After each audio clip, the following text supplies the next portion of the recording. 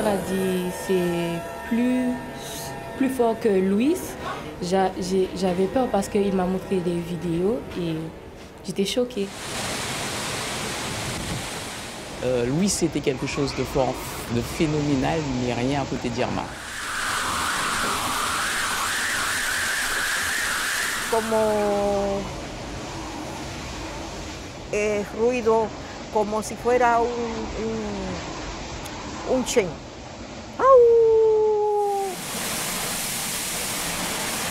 I stayed all night and it was terrible.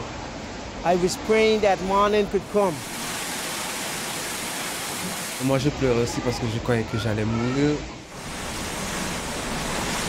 And I hope in my lifetime I never live to see another hurricane. Regarde les vagues, regarde les vagues. Dis quoi pas, putain! Attention Marie.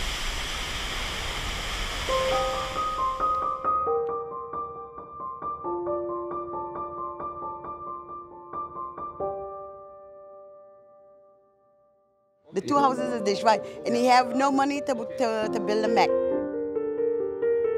J'ai rencontré un voisin, il a dit « Voisine, ta maison est fichue ».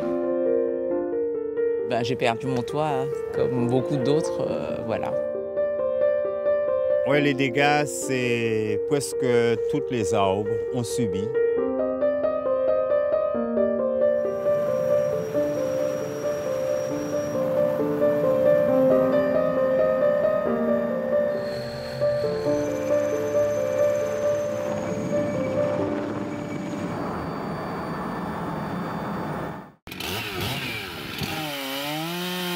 Après le sinistre, l'événement, il a un déclenchement de beaucoup de moyens.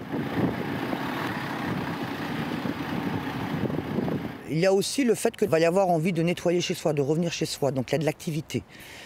Une fois que ça est à peu près fait, il y a une sorte de retombée du soufflet. Et c'est à ce moment-là que les traumatismes psychologiques, nous on le constate sur le terrain, apparaissent énormément. Et c'est à ce moment-là où tout le monde s'est retiré, les gens sont rentrés chez eux, finalement ils sont en face de l'ampleur de ce qu'ils ont vécu, de ce qu'ils viennent de vivre et de tout ce qu'il y a à reconstruire. Et c'est à ce moment-là en général qu'on arrive. Et le Secours catholique Caritas France, c'est la seule association, et Caritas Internationalis pour l'urgence internationale, mais est la seule association qui arrive à ce moment-là, qui reste le temps nécessaire de façon à s'assurer que toutes les personnes ont de quoi redémarrer et ne sont pas seules face à l'ampleur de ce qu'elles constatent, de tout ce qu'il y a à reconstruire dans leur vie.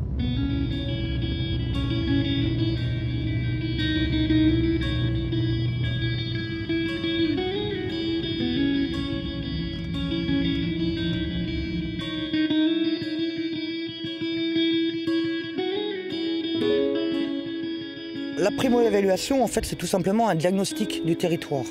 Le Secours catholique est donc une association agréée de sécurité civile, mais nous ne sommes pas des urgentistes. La force de notre réseau Caritas partout, c'est d'avoir donc des délégations diocésaines, des bénévoles et des salariés sur les territoires. Nous savons que quand nous venons, nous, en soutien d'une population, nous allons pouvoir nous installer longtemps grâce à la force de notre réseau sur place.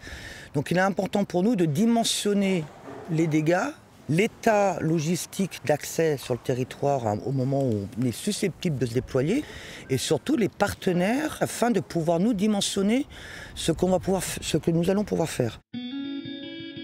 Au niveau des constructions, de l'état sanitaire, des réseaux de distribution EDF, etc., tout le monde est unanime là-dessus. On est dans un état hors norme de catastrophe.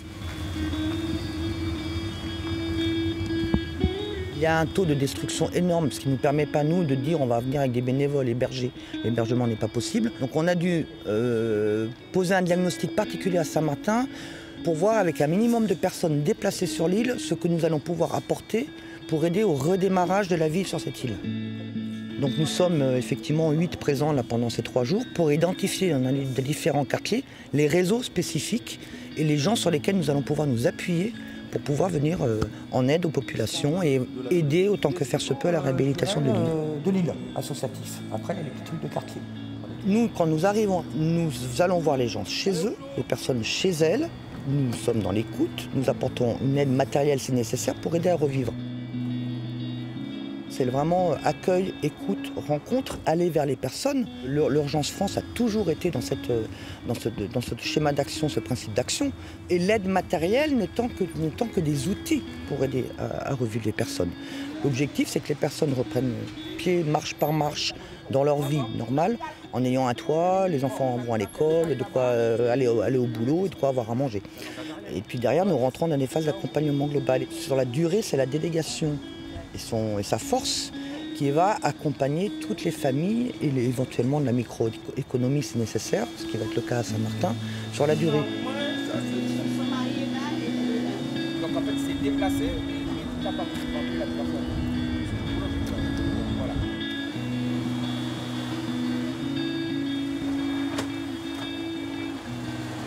En Guadeloupe, nous avons quand même la culture du risque.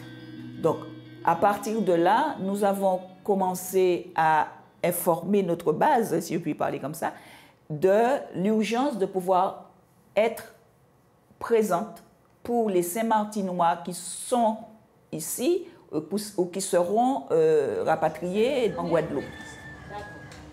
Donc, tout de suite, nous avons signalé notre disponibilité quant à l'hébergement, que nous allions nous intéresser aussi aux personnes qui sont à l'hôpital ou CHU pour le réconfort, etc. Alors, CE2, en congèle, tu as ton sac. Maintenant, après la catastrophe, nous sommes dans le revivre, dans la réhabilitation et plus particulièrement dans la post-crise.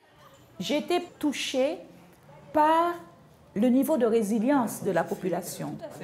Quand je vois aujourd'hui, cette semaine où les petits points de commerce de proximité, la vente de repas au bord de la route reprennent, je me dis, bon, finalement, on aurait tort, nous, Secours catholique, de ne pas suivre ce mouvement-là et ne pas dire, bon, ben, on les accompagne dans l'élan où ils sont, on les accompagne pour qu'ils aillent plus loin. Et là, vous arrivez, on a vu qu'il y avait des boulangeries qui reprenaient un petit peu leur activité. Presque tous ils sont repris. Et vous avez été touché, vous, personnellement? Comme tout le monde. Oui. Ouais. La maison, beaucoup? La maison, les voitures, les bateaux, c'est des trucs... Bon, c'est des trucs matériels, on s'en fout, quoi. Oui. On s'en fout, on a la vie. Seule chose que je crains, c'est dans quelques mois, comment les gens vont faire. Ils ont perdu leur travail, qu'est-ce qu'ils vont faire?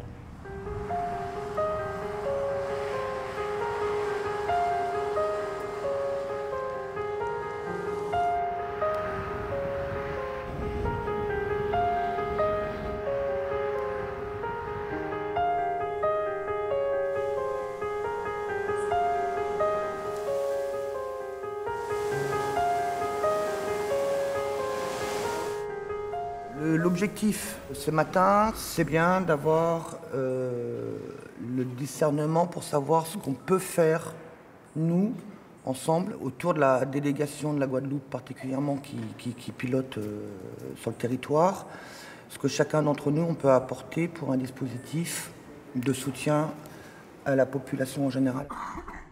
À Saint-Martin. Est-ce qu'avant de passer aux moyens logistiques, etc., on pouvait se clarifier sur les orientations qu'on veut donner? Jusqu'à présent, on a toujours voulu donner la priorité un petit peu à la microéconomie.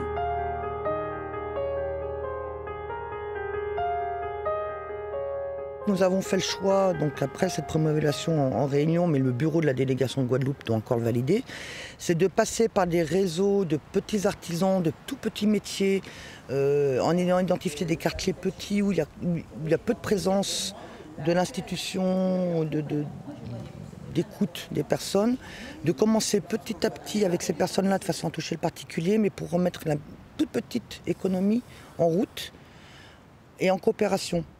Les partenaires naturels restent ces Martinois eux-mêmes, d'accord? Les familles, les artisans, la société civile saint-martinoise.